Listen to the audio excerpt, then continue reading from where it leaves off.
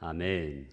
오늘 본문 말씀은 시편 16편 8절에서 11절 말씀입니다. 시편 16편 8절에서 11절 말씀 함께 교독하시겠습니다. 시편 16편 8절에서 11절. 시편 16편 8절 말씀. 내가 여호와를 항상 내 앞에 모시며 그가 나의 오른쪽에 계심으로 내가 흔들리지 아니하리로다. 이러므로 나의 마음이 기쁘고 나의 영도 즐거우며 내 육체도 안전히 살리니 이는 주께서 내 영혼을 수월에 버리지 아니하시며 주의 거룩한 자를 멸망시키지 않으실 것임이니이다. 주께서 생명의 길을 내게 보이시리니 주의 앞에는 충만한 기쁨이 있고 주의 오른쪽에는 영원한 즐거움이 있나이다. 아멘. 강명신 전도사님 감사한금 올리셨습니다. 김명아 집사님 감사한금 올리셨습니다. 주님의 은혜에 항상 감사드립니다. 저희 가족들 건강 지켜주시옵고 성빈이의 수능 준비가 잘 될 수 있도록 은총 내려주시옵고 간절히 기도드립니다. 김명아 집사님 감사한금 올리셨습니다. 기도 올리겠습니다. 우리 인간의 생사화복을 주관하시는 전능하신 하나님께 찬양과 경배를 올려드립니다. 회개합니다. 우리의 모든 허물과 죄를 다 용서하여 주시고 온전히 십자가 사랑 감사하며 나가게 인도하여 주시옵소서. 특별히 주 앞에 간구합니다. 성빈이 주님께서 수능 준비 잘 되어갈 수 있도록 주께서 인도해 주시고 부족한 모든 부분들 주께서 채워주심으로 주님의 그 지혜가 충만한 우리 성빈이 되어 수능 잘 감당하고 대학 입시 잘 감당할 수 있도록 은총 베풀어 주시옵소서. 주께서 함께해 주시길 소원하옵고 예수 그리스도의 이름으로 기도드리옵나이다. 아멘. 함께 인사 나누시겠습니다. 사랑합니다. 오늘 말씀 제목은 예수님과 행복한 동행이라는 제목으로 시편 16편 8절에서 11절 말씀을 가지고 은혜를 나누겠습니다. 얼마 전에 국민일보에서 기독 청년들에게 설문조사를 한 적이 있었는데 한 청년이 예수님 없이는 살 수 없지만 예수님만으로는 못 살겠다 이렇게 말한 적이 있었습니다. 이것이 지금 대부분 한국 교회 청년들의 영적 상태라고 얘기할 수 있습니다. 예수님을 교리적으로만 그리스도라고 믿지 실제 삶에서는 안 믿는 것입니다. 우리는 예수님의 성육신과 십자가의 속죄와 부활 그리고 재림에 대하여 믿어야 합니다.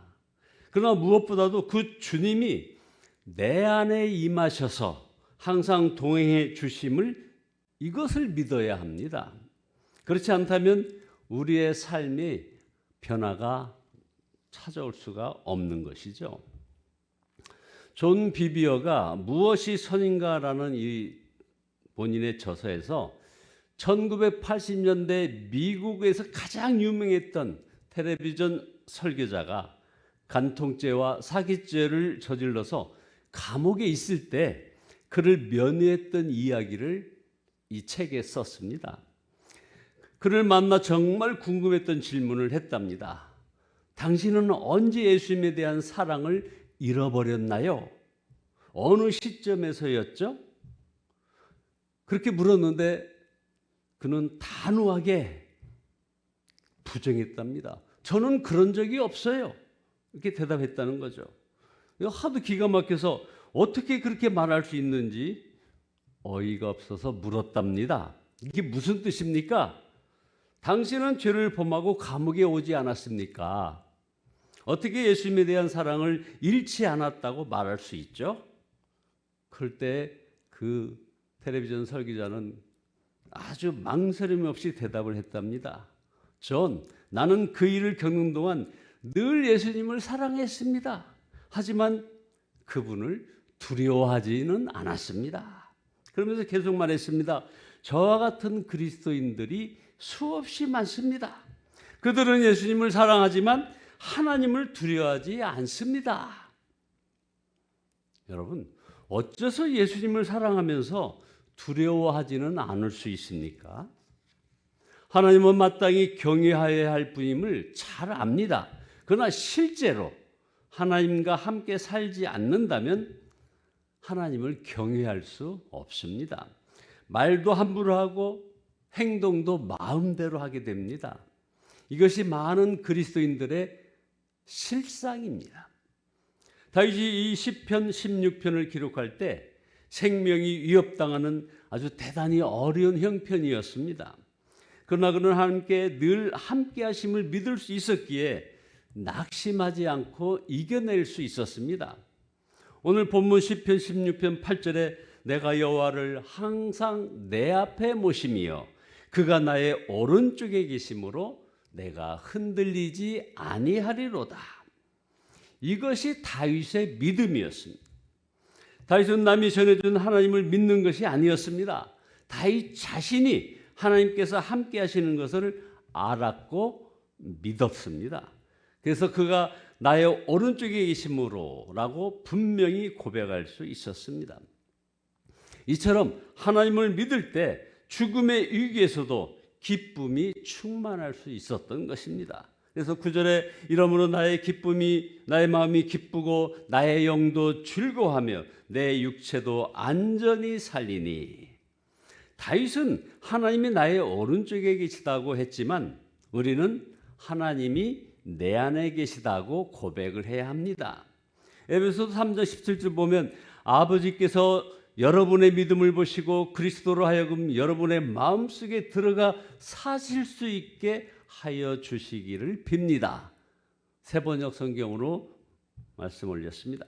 여러분, 예수님을 믿어도 이렇게 믿어야 합니다. 이것은 모든 그리스도인들이 누리는 놀라운 은혜이기 때문입니다.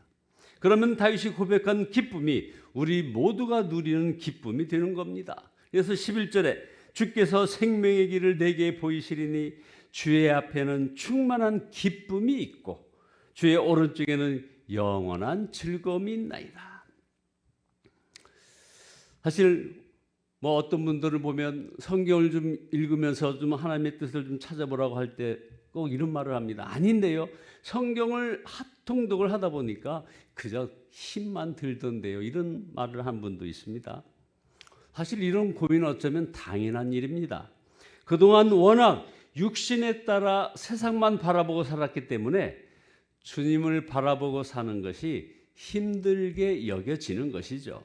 그러나 곧 진정한 기쁨을 맛보게 될 것입니다. 예수님을 친밀히 아는 기쁨 말입니다.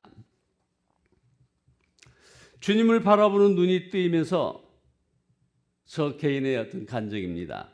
사람의 칭찬으로는 채워질 수 없는 그 주님의 칭찬에 만족을 한 그런 경우가 있었습니다. 사실 말할 수 없이 추하고 더러운 저인데 십자가에서 하나가 되어주시고 주님의 의로 옷 입혀주시고 제 생명이 되어주셨으니 이런 구원의 기쁨을 무엇으로 설명할 수 있겠습니까? 저는 이제 칭찬을 들으려 열심히 사역하는 것이 아니다는 것이죠. 기뻐서 감사해서 주님의 마음이 강건하시기에 사역할 뿐이라 이겁니다. 전에는 제 마음 깊은 곳에 사람들의 어떤 비난과 평가에 대한 두려움이 있었습니다. 그러다 보니 사람들이 싫어하면 잘못된 일에도 그냥 무심히 지났습니다. 그런데 이제 주님을 바라보면서 하나님의 나라의 영광을 보고 자기를 부인하게 되고 자기 십자가를 지고 주님을 따르는 성도가 받을 그런 영광을 보게 된 것입니다. 그것은 제게 참으로 놀라운 변화였고 그래서 이제 고난이 복임을 알게 되었고 돌짝밭 사명을 외면하지 않게 해주었습니다. 전에는 제 소견에 옳은 대로 행하여 이것이 옳다 저것이 그르다 이렇게 주장을 했었습니다.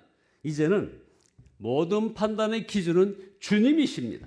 말을 하든 행동을 하든 지시하고 결정하는 분은 주님이십니다. 전에는 예수 믿어도 사람은 안 변하는 줄 알았습니다. 그러나 지금은 예수님 안에서 어떤 사람도 다 변화됨을 믿습니다. 저를 보니까 정말 확신이 되는 것입니다. 여러분, 오늘 9월의 이 기록적인 폭우와 그리고 더 기록적인 폭염이 다 지나가고 난 이 새벽에 이 방송과 그 예배 현장에 우리가 모인 것은 진정 주님과 동행하는 그런 결단을 하기 위해서입니다. 9월만 아니라 이제 주님의 눈을 뵐 때까지 주님과 동행하는, 그래서 행복한 삶을 살아가시는 여러분 모두 되시기를 예수 그리스도의 이름으로 축원드립니다. 기도하시겠습니다. 전능하신 주님 앞에 회개하고 십자가 사랑 감사하며 이제 우리 자신이 더욱 예수님과 친밀히 동행하는 그런 삶을 살게 주께서 인도하여 주시옵소서.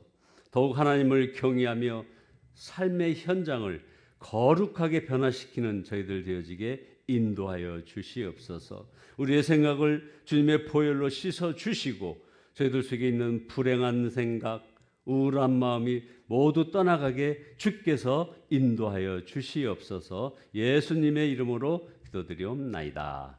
아멘.